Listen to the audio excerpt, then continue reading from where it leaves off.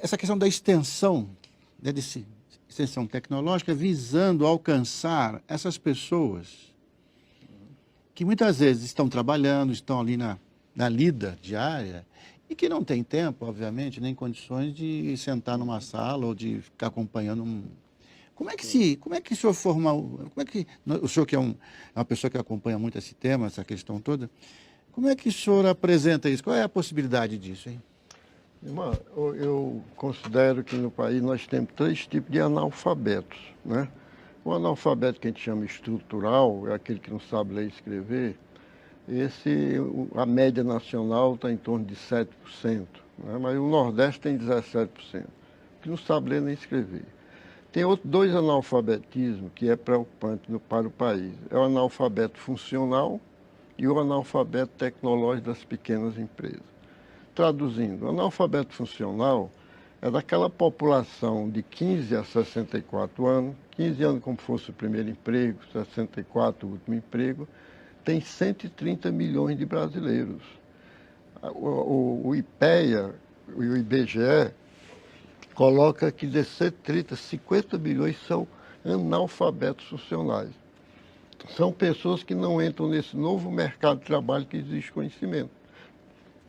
Que o avanço tecnológico está aí presente e crescente. Então, são pessoas que às vezes procuram emprego e perguntam: o que é que você sabe fazer? Eu faço qualquer coisa. Esse não sabe fazer nada, né? Então, há que se preocupar com essa população. Outra população é a população das micro e pequenas empresas, porque a micro e pequena empresa, se ela não inovar, ela quebra. E hoje trata a micro e pequena empresa como se fosse uma assistência gerencial, que o Sebrae está fazendo isso muito bem, assistência financeira, que tem os bancos de desenvolvimento, Caixa Econômica, Banco do Brasil, né? A assistência de mercado, nós temos alguns projetos de lei que ajudam, o Simples, o Mais Simples e tudo, mas a quarta perna que dá apoio à micro e pequena empresa é a perna que leva à inovação, assistência tecnológica. E essas pequenas empresas não estão com essa assistência. Por quê? Porque elas estão distantes de quem tem o conhecimento. Quem é que tem o conhecimento? As universidades e os institutos de tecnologia. Então, há que aproximar, né?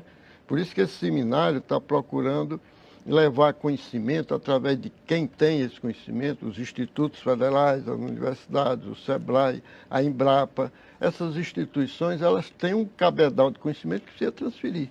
Então, como fazer isso? Através dos mecanismos da extensão. A extensão, eu tinha um mestre lá em São Paulo, que era o presidente do IPT de São Paulo, doutor Alberto Pereira de Castro. Ele sempre me aconselhava, disse: quem trabalha com ciência e tecnologia tem que pensar no tripé. O tripé que é o P da pesquisa e pós-graduação, o D do desenvolvimento tecnológico e o E da extensão, da engenharia. O E que transfere esse conhecimento gerado, estão nas prateleiras, transfere numa linguagem que o povo entenda. Então, essa é a nossa luta. É criar um grande programa de extensão tecnológica no país para que as micro e pequenas empresas sejam assistidas e para que esses analfabetos funcionais tenham acesso ao mercado de trabalho. Mas, deputado, deixa eu contar uma coisa, senhor. Eu quero saber o seguinte: há 2 ou 3 décadas, nem isso talvez, eu participei de um debate sobre essa questão e eu percebia que a universidade, falando da universidade, ela era um pouco impermeável a essas teses. Elas eram um pouco fechadas em si mesmas, ou seja, nós temos que fazer nossa pesquisa, a gente não tem que ficar aí também fazendo essa... Mudou.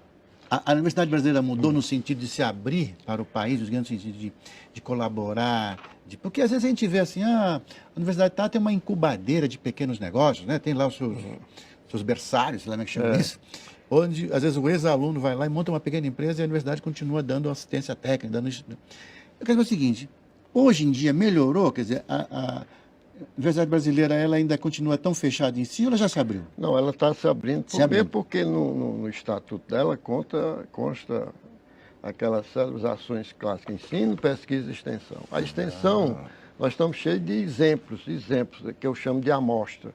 Mas nós precisamos de uma extensão de massa. Que os excluídos são muitos. Então, e aí eu acho que o presidente Lula teve um papel importante nesse processo. ele fez duas coisas que eu considero importantes. Primeiro, ele triplicou os institutos federais. Os institutos federais só estavam nas capitais. Hoje eles estão presentes em 420 municípios, 420. E universidades, ele interiorizou muitas universidades. Hoje, sem medo de errar, eu acho que elas estão presentes em 200 municípios. O que é que eu advogo, irmão? É que se você tem hoje 600 instituições, 400 dos institutos, 200 das universidades, nos municípios, presentes em 600 municípios, se a gente colocar centros vocacionais, tecnológicos em volta, botar 3 por cada um, eu chego a 2.500 municípios. Você faz uma revolução nesse país, levando conhecimento. E nesse centro você tem lá, ao lado, um SEBRAE para assistir as pequenas empresas, e tem lá os laboratórios para atender os pequenos irrigantes. Vou dar um exemplo que é preocupante. Por exemplo, eu concluí aqui para a bancada federal do Nordeste esse trabalho, que eu podia até dar um close aqui, que é o trabalho sobre a seca.